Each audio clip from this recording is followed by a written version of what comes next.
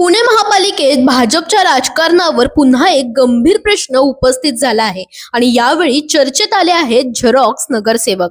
म्हणजेच निवडून आलेल्या महिला नगरसेविकांच्या जागी त्यांचे पती, भाऊ, वडील किंवा नातेवाईकच कामकाज हाताळताना दिसत आहेत.